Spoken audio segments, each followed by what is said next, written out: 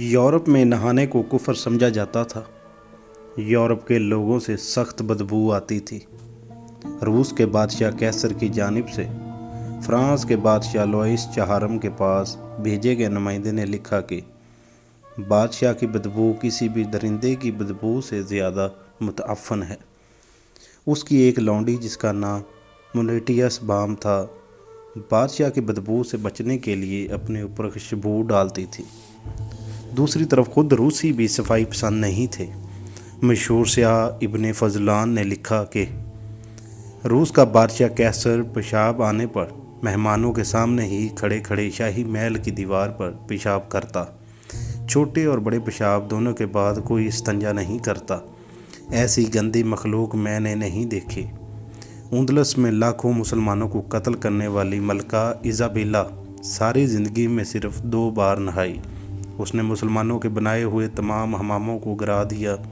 Spain के बादशाह Philip दोम ने अपने मुल्क में नहाने पर मुकम्मल पाबंदी लगा रखी थी। उसकी बेटी इज़ाबेल दोम ने कसम खाई थी कि शहरों का मुहासरा ख़त्म होने तक दाखिली लिबास भी तब्दील नहीं करूँगी, और मुहासरा ख़त्म होने में 3 साल लगे। ये अवाम के नहीं मगरब के बादशाहों और हुक्मरानों के वाक़यात हैं जो तारीख़ के सीने में महफूज हैं। जब हमारे स्याह किताबें लिख रहे थे, जब हमारे साइंसदान निज़ाम शमसी पर तहकीक कर रहे थे, उनके बादशाह नहाने को गुनाह करार देकर लोगों को कत्ल करवाते थे। जब लंदन और पेरिस की आबादियाँ 30 और 40 हज़ार थी, उस वक्त इस्लामी शहरों की आबादियाँ 1-1 मिलियन हुआ करती थी। फ्रेंच परफ्यूम बहुत मशहूर हैं। इसकी वजह यही है कि परफ्यूम लगाए बगैर पेरिस में घूमना मुमकिन नहीं था। रेड इंडियंस जब अहले यूरोप से लड़ते गुलाब के फूल अपने नाक में ठूंस लेते थे, क्योंकि अहले यूरोप की तलवार से ज़्यादा उनकी बदबू तेज़ होती थी। फ्रांसीसी मौरख दरीबियार कहता है, हम यूरोप वाले मुसलमानों के मकरूज़ हैं। इन्होंने हमें सफाई और जीने का ढंग सिखाया। उन्होंने हमें नहाना और लिबास तब्दील करना सिखाया। जब हम नंगे दड़ंगे होते थे, उस वक्त अपने कपड़ों को ज़मर्द, यकूत और मरजान से सजाते थे। जब यूरोपी कलीसा नहाने को कुफ्र करार दे रहा था, उस वक्त सिर्फ कुर्तबा शहर में 300 अवामी हमाम थे। फिर वक्त पलटा और हमसे हमारी साइंस, हमारा इल्म, हमारी तरक्की के राज ले गया। हमें बदले में एहसास कमतरी दे दी। हमें फैशन नामी लफ्ज़ के साथ बेहुदगी दे दी। हमें मॉडर्न बनाने के नाम पर बेहयाई दे दी। हमने उनकी दी हर उस चीज़ का वेलकम किया जिससे हम बुरी तरह तबाह हो सकते थे। उन्होंने हमें आज़ादी का नाम और साथ गलत ताबीरें दे दी। हमने अपने नसाबों में बगावत के असूलों को आज़ादी के असूल करार देकर पढ़ाना शुरू कर दिया। फिर ऐसा हुआ कि हमने अय्याशी को कामयाब ज़िंदगी समझना शुरू कर दिया। फिर ऐसा हुआ कि वो चांद पर जा रहे थे, हम तफरका परस्ती पर बहस कर रहे हैं। वो मिरख का सफ़र कर रहे हैं, हम 1300 साल पहले सहाबा के मुसलमान होने ना होने पर बहस कर रहे हैं। उन्होंने समंदर में पेट्रोल के ज़खायर बनाने शुरू कर दिए। हमने पेट्रोल से जलाओ, गिराओ, आग लगाओ तहरीकें चलाना शुरू कर दी।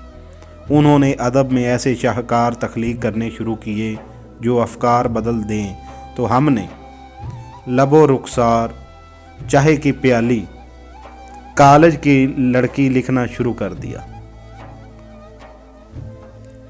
उन्होंने कुरान को अपनी लेबॉर्ट्रीज़ का हिस्सा बना लिया और हमने अपने कीमती गुलाफ बनाना शुरू कर दिए और ताक की सजावट के मुकाबले शुरू कर दिए। उन्होंने उमर फ़ारूक रज़ी अल्लाह ताला अन्हो की सादगी अपनाई ली और हमने अय्याशी अपना ली।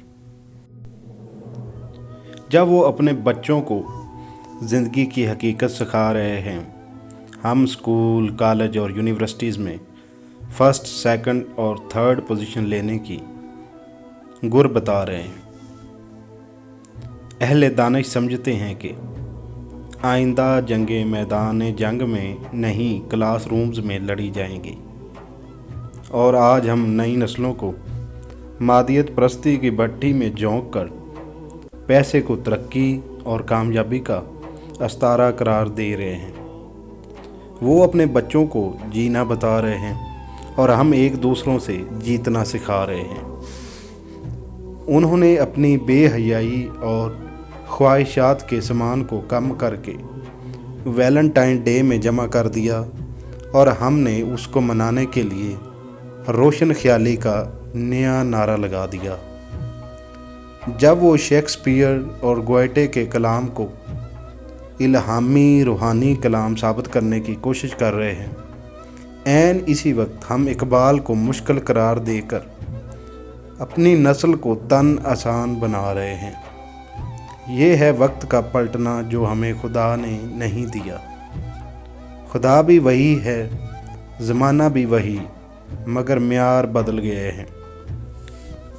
अगर कोई मुझसे इन हालात की वजह पूछे तो मैं उसे अल्लामा इकबाल की बारगाह में ले जाऊं और कहूं, शिकवा जवाब शिकवा पढ़ें, सारी बात समझ आ जाएगी। नसाब का हिस्सा बना लें, आने वाली नस्लें ज़ाया होने से बच जाएंगी। वीडियो अच्छी लगे तो लाइक और शेयर करें और चैनल को सब्सक्राइब करें।